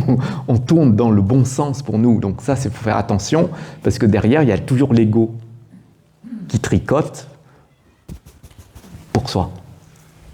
Et donc, je ne sais plus ce que je voulais dire. Est-ce que j'ai répondu à la question? Voilà, le souhait, c'est... par exemple, moi, j'ai une voiture. On pourrait dire, est-ce que j'ai le désir d'avoir une voiture? Non, j'ai une voiture parce que c'est le souhait, parce que si j'ai une voiture, par exemple, je peux venir ici, je suis mieux, après je peux aider les autres. Enfin, voilà, donc elle atterrit. Mais par contre, si je veux toujours avoir une voiture différente ou plus grosse, là, c'est un désir. Une voiture et 10 voitures, pas pareil. Voilà, donc, quand on souhaite avoir un mari, dans la logique, il n'y a pas de désir. Mais si on désire d'avoir un mari, ça veut dire qu'on pourrait avoir plusieurs. Parce que le désir n'a pas de fond. C'est toujours, je veux remplir. Aujourd'hui, je remplis avec cette personne. Demain, je peux remplir avec une autre personne. Vous voyez? Donc, il faut faire attention à ça parce que l'ego, il est très, très intelligent, très habile, très astucieux, très stratégique. Il nous pilote selon ce que nous, on aime. il nous pilote comme ça. Et donc il faut faire attention à ça. Et c'est pour ça que le Bouddha, il disait qu'il faut mettre de la patience dedans. Vous voyez, pour désintégrer, on va dire comme ça. Vous mettez juste la patience, l'altruiste, et vous verrez que les choses vont s'alléger. Le désir, c'est vraiment un poids, en fait, de notre être. Alors, les projets, etc., c'est pas forcément un désir. Si je veux acheter une maison, c'est pas un désir d'acheter une maison, je veux vivre avec de l'espace, si j'ai une famille, je veux avoir un cadre qui soit adapté à ma famille. Voilà. Et donc, je vais dire, je veux avoir un grand espace. Pour ça, je dois, dans notre système, avoir de l'argent. Donc, je vais travailler. Mais le type de travail que je vais choisir, est-ce que ça peut être n'importe quel type de travail pour avoir de l'argent? Ou est-ce que je vais choisir, moi, le travail que j'aime? Ou adapté à mes compétences? Si c'est adapté à mes compétences, c'est-à-dire les conditions que j'ai, il n'y a pas de désir, c'est adapté. Vous voyez? Mais si on m'offre ce travail et que je refuse et qu'on impose nos conditions, je veux ceci, je veux cela, s'il n'y a pas, je veux telle somme de salaire, tel montant, et bien là, il y a l'ego. Et quand il y a l'ego à l'intérieur, eh bien il y a le désir. Si vous achetez une maison pour vos enfants, pour qu'ils puissent avoir de l'espace, pour qu'ils puissent s'amuser, pour qu'ils puissent être bien, c'est pour les autres. Quand c'est pour les autres, il n'y a pas de désir. Vous voyez, quand c'est comme ça. Mais quand c'est comme ça, eh bien, c'est le désir. Donc, je pense que c'est très simple, en fin de compte, à comprendre. Il faut juste prendre conscience à ce moment-là, quand vous faites quelque chose, vous dites quelque chose, regardez juste à ce moment-là dans quel sens vous donnez. Si c'est complètement là-bas, ou c'est dans les deux sens, comme attendre, par exemple, de l'autre, ou c'est complètement comme ça. Vous voyez, il n'y a pas 40 000 directions. Hein. Il y a là-bas, ici, et puis les deux. Oui. Il n'y a pas une question. Oui. Une question simple comme ça, c'est on peut être conscient qu'on ait un don ou qu'on ait une attente derrière nous, mais avec les enfants, c'est très compliqué. Et avec les petits-enfants, c'est là encore plus, je trouve. Parce que c'est comme des fois un empêchement à avoir une relation normale avec ses enfants. Quelle idée d'en avoir. Vous savez comment on est compliqué. Je pense que c'est pour ça que quand on est complètement là-bas, la patience, elle est instantanément là.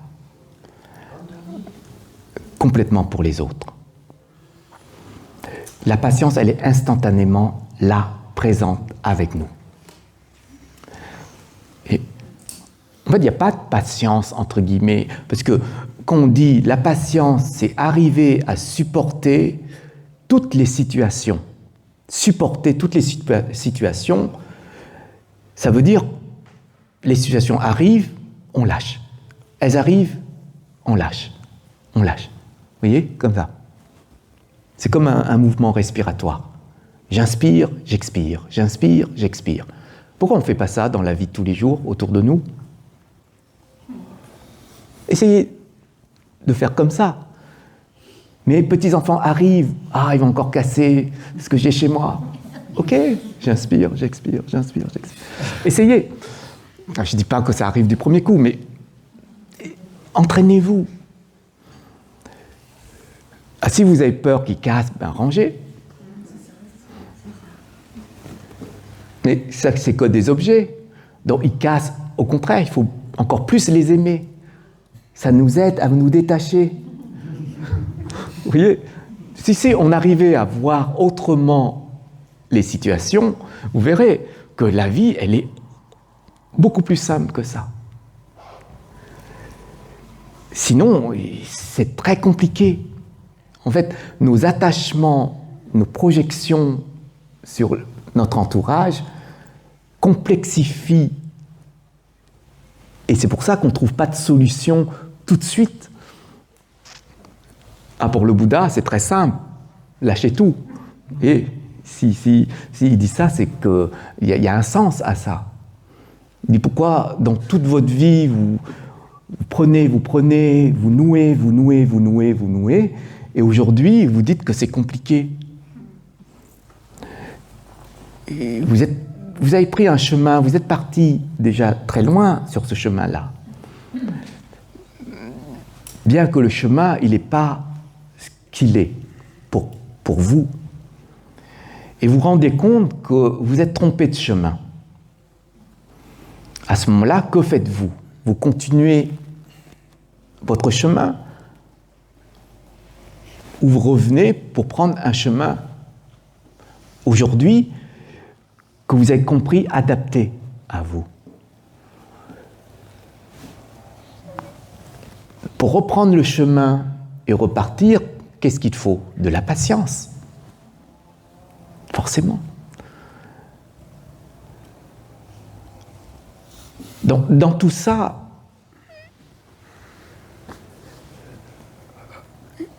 il y a juste à accueillir, accepter et lâcher. En fait, la patience est simplement, elle suit ces 3 étapes au niveau de la conscience.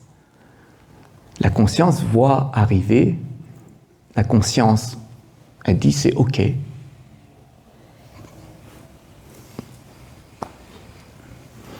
Et c'est fini. Et le sourire est là. Tout ce qui est compliqué, il faudrait savoir qu'est-ce qu'il faut dénouer en premier. Si c'est fouillis, il faudrait beaucoup de patience pour identifier. Il y a une personne qui joue avec son téléphone. Personne qui est là, il va identifier d'où est-ce que ça vient.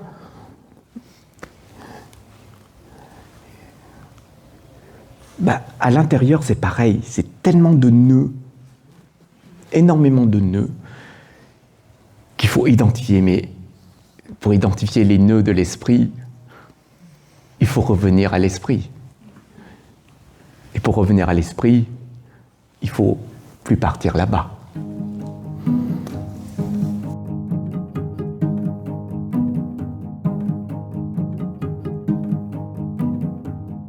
On parle de figure courroucée.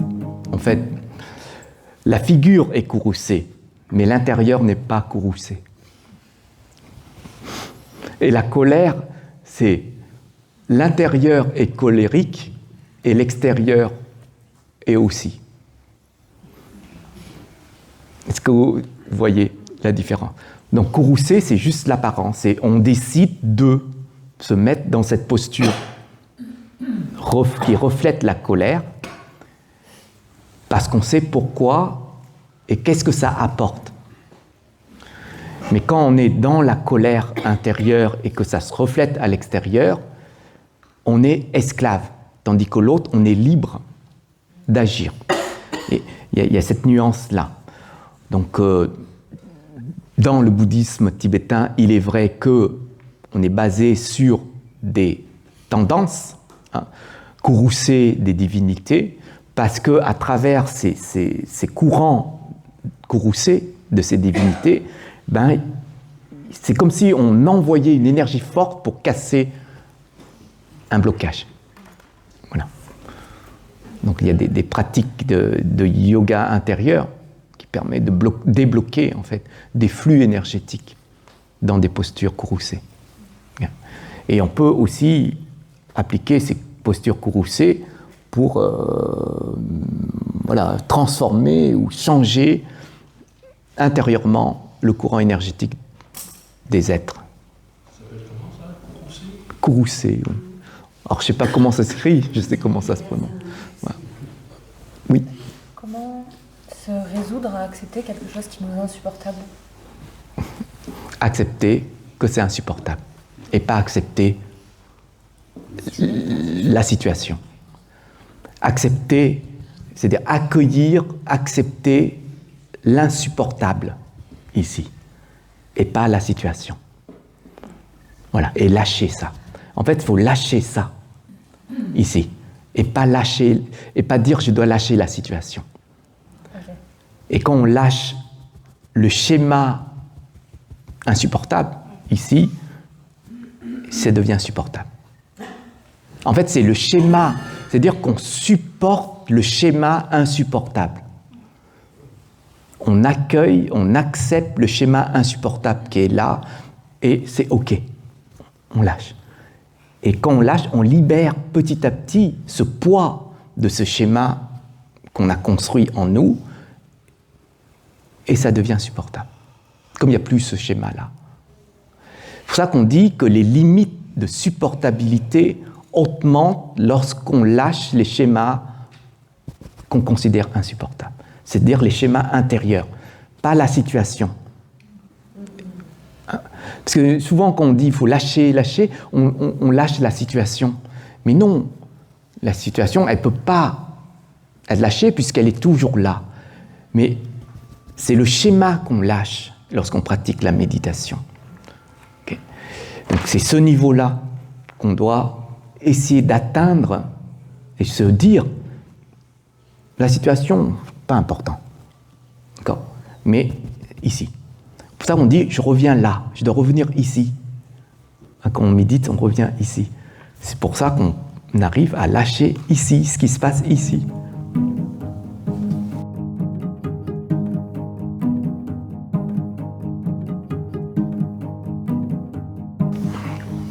La patience, c'est pas de rester à recevoir des coups. D'accord ? C'est pas... Sauf si on est complètement... Non, pas du tout. Au-delà de l'attachement du corps. Au-delà. D'accord ? Parce qu'il y a des niveaux, au niveau de patience qu'on acquiert sur la non-existence du moi, par exemple, la vacuité sur l'existence du corps, etc. C'est vraiment au-delà. Donc on arrivera à ce moment-là, voilà, même pas supporter.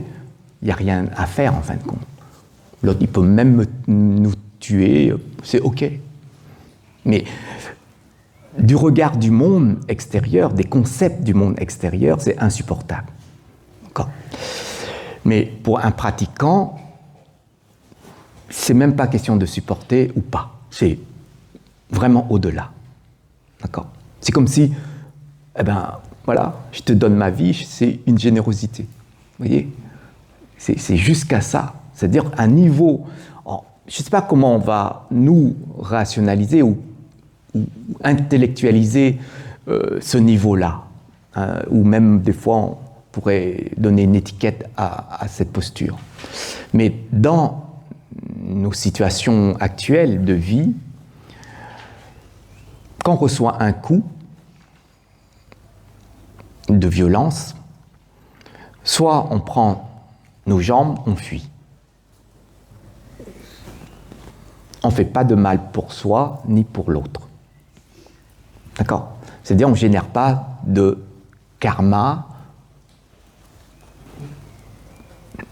avec la personne. D'accord ?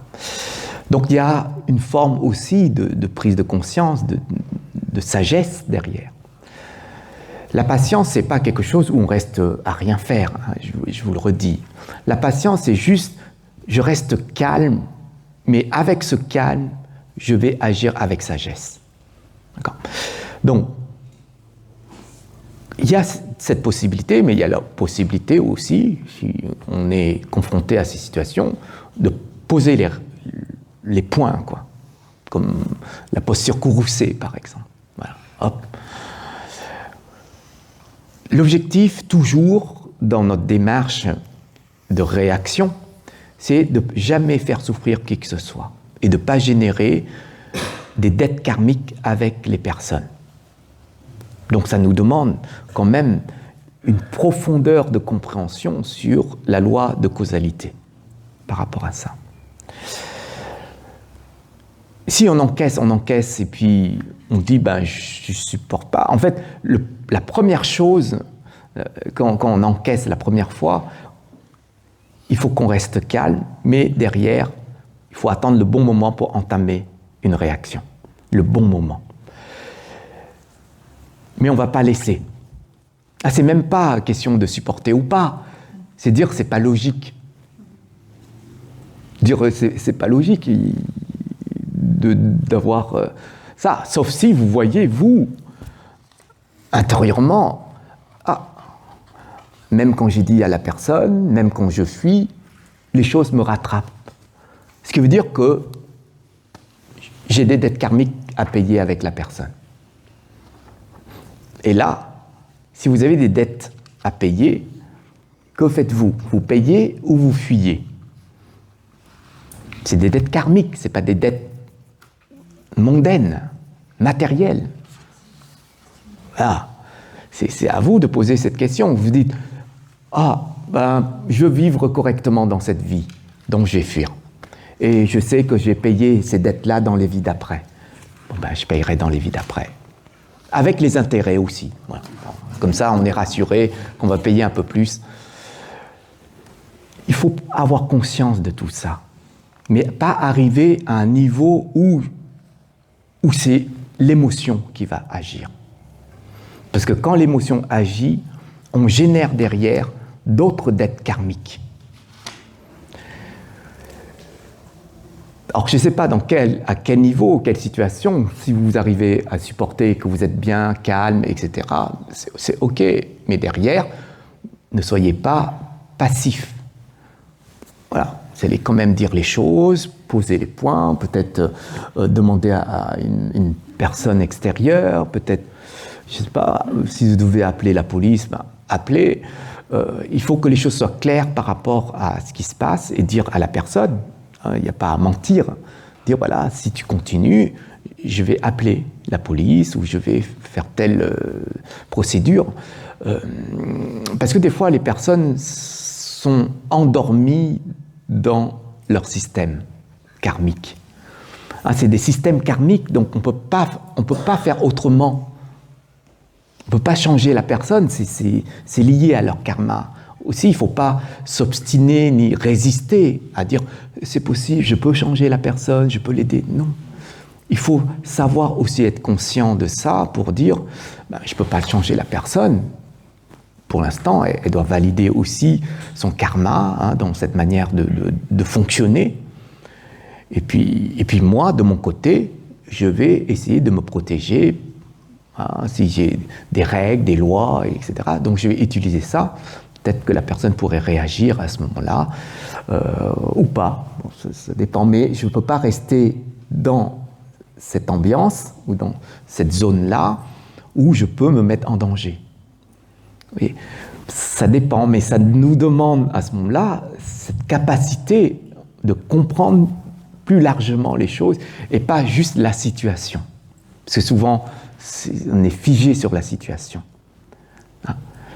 Des fois, on a peur parce qu'on dit il y a des enfants, etc. Donc, si je laisse mes enfants, c'est pas bon non plus, etc. Donc, il y a tout un processus là qui monte et après qui va, entre guillemets, nous pousser, nous obliger à rester.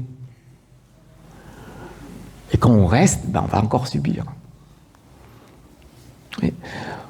C'est des cas extrêmes. Des cas extrêmes comme ça, mais bon, ça peut arriver à tout le monde. Et c'est vrai que l'idée dans tout ça, c'est vraiment de prendre du recul, d'y réfléchir sur notre manière de réagir, sur comment on pourrait régler, entre guillemets. En fait, notre objectif aussi, c'est que la personne en face puisse se transformer, puisse changer. Si vraiment on arrive à aider cette personne à changer, même si des fois la personne voudrait changer. Des fois, il y a des personnes qui voudraient changer, mais elles n'arrivent pas seules à changer. Donc nous, on pourrait apporter une aide à ce moment-là. Et donc, si elle se comporte comme ça, on pourrait considérer que c'est karmique, et donc c'est logique qu'elle fonctionne comme ça. Et quand on se dit c'est logique qu'elle fonctionne comme ça, il y a un poids qui s'allège intérieurement chez nous et l'aide est beaucoup plus fluide à ce moment-là, beaucoup plus claire aussi. Voilà. C'était beaucoup rebondir là-dessus, je pense. Quand c'est une personne manipulatrice, en fait, qui croit qu'elle veut changer, et qui est là pour détruire l'autre, en fait, il faut partir. Il faut partir. Je pense que, encore une fois, il y a toujours le karma qu'il faut regarder entre vous et la personne. Votre rencontre, comment vous êtes rencontrés, comment ça a duré, comment ça s'est construit. Il y a tout ce processus-là, voir qu'est-ce qui s'est passé réellement dans cette relation, l'histoire de cette relation. Il faut voir, parce que c'est dedans que vous pourrez identifier clairement s'il y a des dettes karmiques ou non. Souvent on dit, il faut que je me protège, donc je m'en vais. Évidemment, on ne veut pas rester dans ce cadre-là, on va partir. Mais si on part, il faut qu'on soit aussi dans une forme de sagesse. C'est-à-dire, je pars pour me construire là. Je vais construire la sagesse qu'il faut, je vais développer la patience, je vais construire une forme de recul et de voir la personne, comment je pourrais l'aider par exemple. Si elle ne veut pas, c'est comme si vous toquez à la porte de la personne, vous apportez quelque chose et qu'elle reste la porte fermée, ben là au moins vous avez tenté et puis ça n'a pas fonctionné. Donc vous allez dire c'est pas le moment, donc vous allez partir.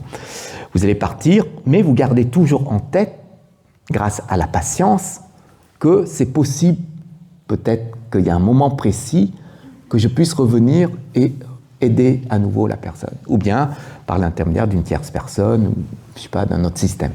Mais la patience est toujours présente à ce moment-là. D'accord ? Donc, vous verrez, il y a des choses comme ça où, dans des situations de vie, eh bien, on voudrait aider, on sait qu'elle veut manipuler, donc il y a une force derrière qui barricade. On ne peut pas rentrer parce qu'elle est toujours là à contrer à chaque fois qu'on discute, à chaque fois qu'on veut expliquer quelque chose. Donc là, on sait que ce n'est pas par là qu'il faut rentrer. Mais du coup, là, comment identifier qu'avec une personne il y a une dette karmique ou non ? Parce qu'à partir du moment où il y a quelque chose qui Qui lâche. il y a une dette quelque part. Ah oui. Vous faites rien, vous êtes heureux, vous faites rien, et puis on vient, et puis on vous bouscule sans arrêt. Mais ça, c'est karmique, ça. Si vous faites une action, il y a une réaction, ben c'est de l'instantané. Hein. Mais il y a des choses comme ça. Et vous partez et vous revenez, ben vous savez que c'est karmique aussi. À chaque fois, on vous agresse et vous repartez, puis après on vous lance un texto pour dire « Ah ben je m'excuse, etc. Faut que tu reviennes, tu me manques, etc. » Vous dites bah, « Ok, je pardonne. » Vous pardonnez 10 fois et vous revenez sans arrêt. Ça veut dire que le lien, il est tellement fort, le lien, hein, je parle du lien, tellement fort que ça vous aspire à nouveau et vous subissez à nouveau et vous repartez à nouveau. C'est à vous de décider, c'est vous en fin de compte. Vous dites, voilà, si je décide de rompre, c'est je vais rompre, je ne vais pas revenir, même si je reçois 10 000 textos, même si on m'offre plein de fleurs, même si... Enfin, il faut vous respecter par rapport à ça. Mais c'est pour ça que dans cette vie actuelle, développer le maximum de qualité possible, le maximum. N'élevez pas en vous les poisons, la colère, le désir égoïste, la jalousie, tous ces poisons-là, eh bien, génèrent derrière les fruits empoisonnés. Et dans les vies futures, la souffrance va arriver. C'est une roue, en fait, logique. Oui. Dernière question. Dans le sens de ce que tu dis, si tu identifies par le lien, la typologie de que c'est quelque chose de karmique, et que tu es dans la position de subir certaines choses, mais que c'est ok, on va dire, et que tu développes une patience, une volonté d'aider, vraiment, peut-être même sans attendre de retour, juste être là, et que t'en es épuisé, et que la personne dit je pars, par exemple. Si la personne, elle s'en va, Si c'est ouais, dans ce cas. ben c'est ok. C'est-à-dire les dettes karmiques n'existent plus. En fait, des fois, il y a des choses, il n'y a pas de situation de conflit, quoi que ce soit. La personne, elle dit, ben, je m'en vais. Même si tu souffres que la personne parte après Il faut lâcher. Il faut lâcher et c'est ça en même temps qu'on doit travailler sur ces types de situations. C'est qu'on ne doit pas s'attacher. La vie, elle nous mène à des tempêtes, elle nous mène aussi à du calme. On ne peut pas choisir. On ne peut pas choisir que le calme. En fait, nos désirs, c'est toujours se tourner vers le calme, en sachant qu'il y a des tempêtes. Mais c'est grâce à ces tempêtes qu'on ramène le calme en nous, même s'il y a la tempête. Et la vie, elle est comme ça. Les tumultes ou les montées et les descentes fonctionnent en fonction de ce qu'on a généré dans les vies passées. C'est pour ça qu'on ne devrait pas avoir peur de ces situations, de rencontrer ces situations. Parce que ça fait partie des fruits qu'on a grainés dans les vies passées, qu'aujourd'hui, ils sont là, ces fruits-là. Donc on doit dire, ce sont les fruits que j'ai grainés, que j'ai plantés, qu'aujourd'hui, ces fruits sont mûrs, et donc je vais les récupérer. Mais ce sont des mauvais fruits. Donc, je ne peux pas donner à mon voisin parce qu'il n'en veut pas. Et ce n'est pas ses fruits. Les trucs mauvais, on met toujours pour les autres. Même quand on va au supermarché à côté, quand on achète les fruits, on choisit les meilleurs pour nous. Essayez un jour d'aller au supermarché, ce qui est bon, laissez pour les autres et prenez ce qui n'est pas bon pour vous. Essayez. Vous verrez. Il y a une autre structure. Il y a autre chose qui se développe en vous à ce moment-là. C'est ce qu'on appelle la compassion. Vous voyez, tant qu'il y a l'ego, eh bien, il y a la souffrance. Tant que le poids de l'ego se trouve encore en nous, eh bien, le cycle des existences continuera à exister chez nous. Parce que le karma, il sera toujours là, en train de nous traîner sans arrêt à renaître dans le cycle. On choisit. Si on a compris ça, aujourd'hui, à cet instant, on choisit une autre direction. Et c'est à nous de le faire, personne ne le fait à notre place. C'est ça qui est compliqué, c'est que on veut que les autres fassent à notre place, c'est pas possible. Il y a d'autres qui sont remplis de compassion, on dit « Je voudrais bien vivre ta souffrance et toi, tu souffres plus. Je voudrais bien prendre ta maladie parce que, voilà, je t'aime, donc je veux prendre ta maladie. Comme ça, tu souffres plus parce que je supporte pas ta souffrance. » Mais c'est pas possible. On doit vivre notre karma. C'est pour ça qu'on doit toujours accueillir, accepter notre karma. Et ne plus générer ces types de fruits. C'est pour ça qu'on a une posture à adopter, une conduite à avoir, et puis des qualités à développer pour les autres. Parce que c'est que dans ce sens qu'on génère des mérites. Ceux qui sont bien, parce qu'ils ont généré des mérites, c'est pas parce qu'ils ont de la chance dans leur vie, pour dire ils sont jamais malades ou ils ont une vie tout remplie de bonheur. Non, c'est parce qu'ils ont généré derrière des bonnes conditions. Et donc ils reçoivent. Oui, mais ça c'est les êtres humains comme ordinaires. Mais ceux qui sont sur la voie du bodhisattva, ils savent qu'ils ont généré des mérites, mais ces mérites-là, ils ne les gardent pas, ils les redonnent aux autres. Vous voyez, il y a des êtres qui vivent dans ce sens-là. Comme ils ont généré, ça revient chez eux, eh ben, ils prennent ça et ils donnent. On vous donne une voiture, vous prenez cette voiture, vous donnez à votre voisin. Voilà, c'est comme ça. Et ça, c'est la voie du Bodhisattva. Mais cette voie-là, il n'y a plus de génération de karma. C'est pour ça que, comme ils sont plus prisonniers du système karmique, eh bien, ils peuvent choisir. C'est pour ça qu'ils ont cette liberté de choisir leur renaissance, leur possibilité de vivre dans telle situation, de renaître dans telles conditions. Ils ont ce choix-là parce qu'ils sont plus prisonniers de ces liens karmiques. C'est cet espace qu'on s'ouvre. Et plus on a de l'espace, plus on décide de s'amuser où on veut. Voilà. Ok. Bon. Peut-être pour la prochaine fois les autres questions. Donc la prochaine fois, on reviendra sur les paramitas. Là, on a vu la patience. On reviendra sur la persévérance, le paramita de la persévérance. Donc, pareil, dans le monde extérieur et dans le monde intérieur.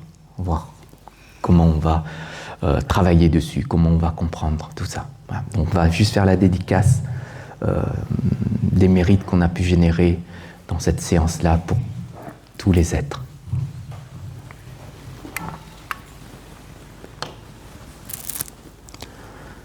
Chúng sanh vô biên thệ nguyện độ phiền não vô tăng thệ nguyện đoàn pháp môn vô lượng thệ nguyện học Phật đạo vô thượng thệ nguyện thành nguyện đem công đức này hướng về khắp tất cả đệ tử và chúng sanh đều trọn thành Phật đạo.